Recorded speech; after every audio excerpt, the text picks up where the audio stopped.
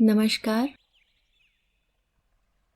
आप सुन रहे हैं कहानी गोल्ड, साहित्य के खजाने से कुछ अनमोल कहानियाँ। मालती जोशी जी की कहानियों की श्रृंखला में आइए एक और कहानी सुनते हैं। कहानी का शीर्षक है साजिश। पूरे घर में एक तनाव सा व्याप्त है। कल पम्मी की फिर चिट्ठी आई है और जैसा कि हमेशा होता आया है, पूरा घर भीतर ही भीतर हिल उठा है। बाबूजी लगातार छत पर चहलकदमी कर रहे हैं। अम्मा रसोई में बैठकर आंसू बहा रही हैं। सोहन तो पढ़ाई का बहाना लेकर दोस्त के यहाँ निकल गया है। खाने के वक्त भी उसने शक्ल नहीं दिखाई। निम्मी अलग मुंह फुलाए पढ़ने के कमरे में बैठी है। बच्चे टुकुर टुकुर जिस तिस का मुंह ताक रहे हैं। सबसे ज्यादा संत्रस्त और परेशान है मोहन और शीला। संकोच के मारे बेचारे अपने से ही आंख चुरा रहे हैं। दोनों ने जैसे अपने होठ से लिए हैं। डरते हैं कि कोई ऐसी वैसी बात मुंह से न निकल जाए जो बारूद के ढेर में चिंगारी का काम करे। वैसे ही वे दोनों हमेशा से कटघरे में खड़े हैं। घर में अच्छा बुरा जो होता है उन्हीं के सिर जाता है। पम्मी की जब भी चिट्ठी आती है, दोनों पति पत्नी अपराध बोध से ग्रस्त हो जाते हैं, क्योंकि उस चिट्ठी की पहली प्रतिक्रिया अम्मा पर होती है। वे बड़बड़ाना शुरू कर देती हैं। इनके लिए तो बहन भार हो गई है ना, बस ठाव देखा न ठिकाना झोंक दी भट्टी में। अम्मा को तो बस कुछ न कुछ कहते रहना है। उनकी इन्हीं बातों से तंग आकर वे लोग निम्मी के वक्त थोड़ा सुस्त हो गए हैं, तो अम्मा बाबूजी 100 बार सुना चुके थे। दो दो भाई हैं पर किस काम के, मजे से हाथ पर हाथ धरे बैठे हैं। कल को लड़की किसी का हाथ पकड़कर भाग जाएगी तब अक्ल ठिकाने आएगी। परेशान है मोहन शीला, किसी करवट उन्हें चैन नहीं है। और अब फिर पम्मी की चिट्ठी आई है। अब इस घर में मेरा निबाह नहीं हो सकता। आप लोग मुझे आकर लिवा ले जाइए, नहीं तो मैं कुछ खाकर सो रहूंगी। पम्मी का यह नाटक पिछले 4 सालों से चल रहा है। 5 साल के वैवाहिक जीवन में मुश्किल से 1 साल शांति से गुजरा होगा। पता नहीं कब क्या हो जाता है और वह अपनी लड़की को गोद में उठाकर यहाँ चली आती है। शुरू शुरू में तो सब उसे हाथों हाथ लेते थे, सबको उससे सहानुभूति भी थी। बाबूजी तो खुद जाकर 2-4 बार समधी जी से बेटी के किए अनकिए अपराधों की माफी मांग आए। 2-4 बार दामाद को घर बुलाकर समझाया बुझाया गया, पर हर बार कोई क्या करे। अब तो खींच सी होने लगी। पम्मी जब भी आती है घर का बना बनाया रूटीन तहस नहस हो जाता है। बजट की धज्जियां उड़ जाती हैं। शीला तो उन दिनों अपने सारे अरमानों की भावनाओं की गठरी बनाकर मन के एक कोने में पटक देती है, क्योंकि और सब लोग तो अपने अपने काम से बाहर निकल जाते हैं।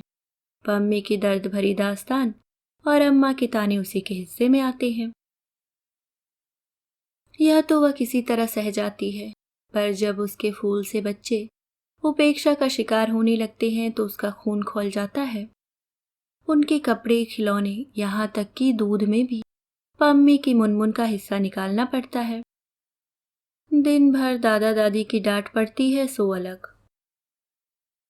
दुखियारी बेटी के लिए अम्मा उन दिनों कुछ ज्यादा ही तरल हो जाती हैं। आए दिन घर में स्त्री पकवान बनने लगते हैं। अम्मा रोज पम्मी को लेकर रिश्तेदारों के यहाँ निकल जाती हैं और रिक्शे तांगों में ढेर सा रुपया फूंक डालती हैं। पम्मी का मन बहलाने के लिए निम्मी को ठेल ठाल कर उसके साथ सिनेमा या पार्क में भेज देती हैं। इन सब कार्यक्रमों के लिए शीला को ही पैसे देने पड़ते हैं, और वह भी खुशी खुशी, नहीं तो अम्मा का पारा चढ़ जाता है। बजट के गड़बड़ाते ही सारी व्यवस्था चरमराने लगती है। हर कोई एक दूसरे पर खींच उतारने लगता है। आरोपों प्रत्यारोपों का एक दर्दनाक सिलसिला शुरू हो जाता है। घर जैसे नर्क बन जाता है। तब ऊब कर पम्मी कहती है, यही सब सहना था तो मैं अपने घर में क्या बुरी थी। सारा घर जैसे सासरों के इसी क्षण की प्रतीक्षा में जीता है। बाबूजी फौरन उसकी बात को उठा लेते हैं और तैयारी का आदेश जारी करते हैं। फिर ढेर सारे साथ सामान के साथ भाई लोगों से ससुराल छोड़ाते हैं। यह विदाई भी कम जानलेवा नहीं होती। घर की मामूली सी आय में एक बड़ा सा छेद कर जाती है।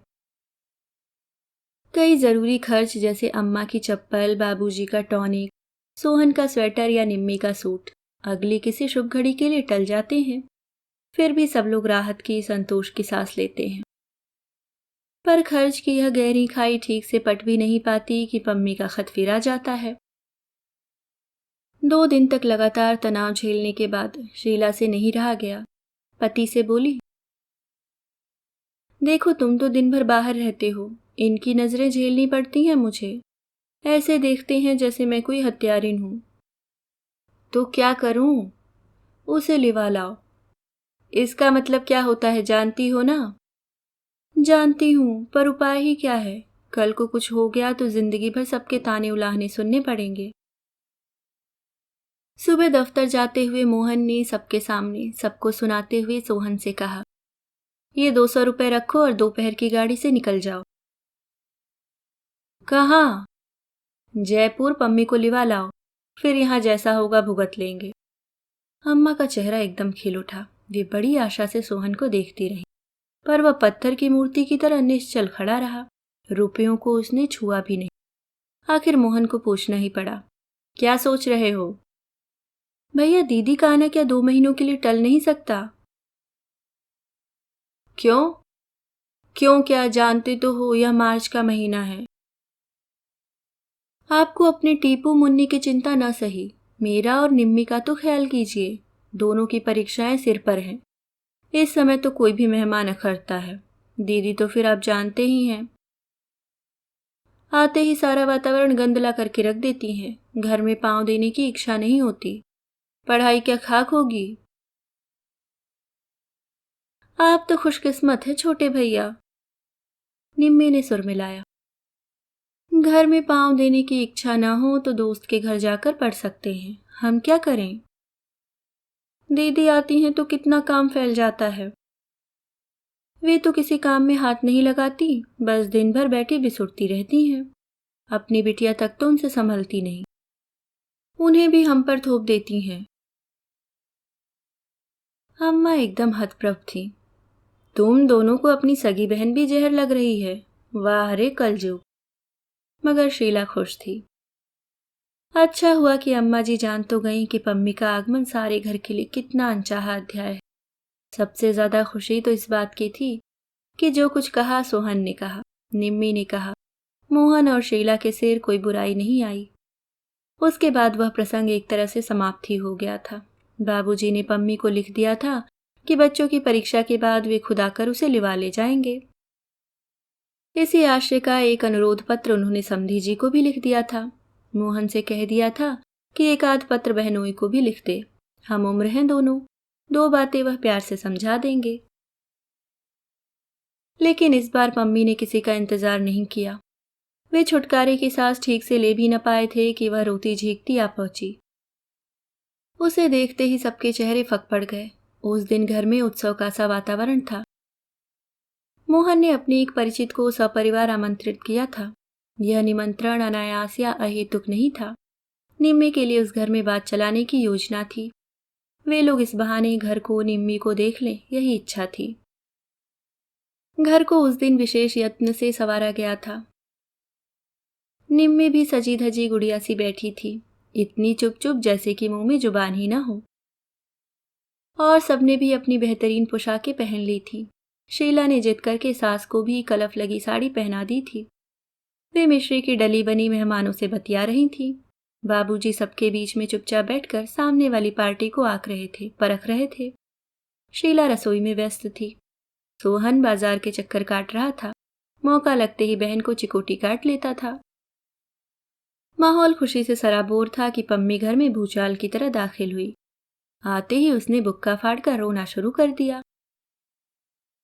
मुझे वहां भट्टी में झोंककर यहाँ सब बैठकर गुलछर्रे उड़ा रहे हैं। इतनी चिट्ठियां लिखी, पर कोई झांकने भी ना आया। किसी को परवाह नहीं है कि पम्मी जिंदा है या मर गई। इतनी ही भारी लगती हूं तो हाथ पांव बांधकर कुएं में फेंक दिया होता। बार बार तंग तो नहीं करती, पर जब आपके पास देने के लिए कुछ नहीं था तो मेरी शादी क्यों की? लड़के वालों के सामने अच्छा खासा नाटक हो गया। महफिल तो उखड़नी ही थी। बार बार क्षमा याचना करके उन लोगों को विदा किया। उनके यहाँ से क्या जवाब आएगा, यह तो अब करीब करीब निश्चित ही था। बड़ी मुश्किल से कहीं बात लगी थी, सब चौपट हो गया। महीने के अंतिम दिन थे, फिर भी मोहन ने जी खड़ा करके स्वागत सत्कार में 150 फूंक डाले थे। सब पर पानी फिर गया। घर में जैसे मातम छा गया। निम्मी तो खटपाटी लेकर ऐसी पड़ गई, उसने खाना भी नहीं खाया। और लोग भी पम्मी से खिंचे खिंचे ही रहे। अम्मा और भाभी को छोड़कर किसी ने ठीक से कुशल क्षेम भी नहीं पूछी। अपने स्वागत का यह नया अंदाज देखकर पम्मी सहम गई। 2 दिन तो उसने किसी तरह सब्र किया, तीसरे दिन फटी पड़ी। लगता है किसी को मेरा यहाँ आना अच्छा नहीं लगा। पहले से जानती तो यहाँ आती ही क्यों। अपमान ही सहना है तो अपने घर सहूंगी। घर में नहीं निभेगी तो कहीं नौकरी कर लूंगी। सोहन भी जैसे तैयार ही बैठा था, बोला, तो कर लो ना नौकरी। जिंदगी भर भैया भाभी की छाती पर मूंग डलना क्या जरूरी है। जब मन होता है मुंह उठाकर चली आती हो। आखिर तुम्हारे लिए कोई कितना करेगा। घर में एक और लड़की भी है। आती हूं तो अपने बाप के घर आती हूं। पम्मी ने तमक कर कहा, तुम्हारे दरवाजे आऊं तब आंखें दिखाना। बाप का घर, कहकर सोहन बाहर चला गया। वह अपने दिल का गुबार निकाल चुका था। सुखी है सोहन। अविवाहित है, इसलिए मन की बात बटोर कर कह डालता है। कोई यह नहीं कह सकता कि बीवी ने उसके कान भर दिए हैं। अपमान से पम्मी के आंसू निकल गए। सबसे ज्यादा दुख तो इस बात का था कि सोहन इतनी बड़ी बात कह गया और बाबूजी कुछ नहीं बोले। जिनके बल पर वह अकड़ रही थी, कानों में रुई दिए वे चुपचाप छत की कड़ियां गिनते रहे। बाबूजी, उसने कातर स्वर में पुकारा। सब सुन रहा हूं बेटे। बाबूजी ने उसी तरह छत की ओर निर्निमेष देखते हुए कहा। पर सच बात तो यह है बेटा कि अब तुम्हारे बाप का घर कहाँ रहा। सब तो चुक गया। पेंशन जो मिलती है वह दवाइयों के लिए ही पूरी नहीं पड़ती। बेटे के भरोसे पर जी रहा हूं। अपनी लंबी चौड़ी गृहस्थी उसके गले मड़कर बैठ गया। उसका बोझ और कितना बढ़ाऊं। बाबूजी, लेकिन पम्मी बेटे, हम लोग तुम्हारे जन्म के जिम्मेदार हैं। कर्म तो तुम्हें अपने खुद ही झेलने होंगे। सुख दुख जो भी हो अपने घर में ही सहो बिटिया। कल को तुम यहाँ आकर बैठ जाओगी तो बताओ निम्मी को कौन स्वीकारेगा। पम्मी के सारे सवाल चुक गए थे और शायद उत्तर भी। 3-4 दिन बाद पम्मी को सोहन के साथ गाड़ी में बिठाकर लौटे तो बाबूजी को ऐसा लग रहा था जैसे बेटी को अंतिम विदा दे आए हों। अगर कल को कुछ हो गया। पम्मी के ससुराल वालों ने यदि सचमुच कोई षड्यंत्र रच डाला है तो वे भी उससे बरी नहीं है। इस साजिश में वे भी बराबर के हिस्सेदार हैं। दोस्तों, ये थी मालती जोशी जी की लिखी कहानी साजिश। उम्मीद करती हूँ आपको कहानी पसंद आई होगी। और अगर आप चैनल पे नए हैं तो चैनल को सब्सक्राइब करना ना भूलें। मिलती हूँ किसी और नई कहानी के साथ। तब तक के लिए मुस्कुराते रहिए। धन्यवाद।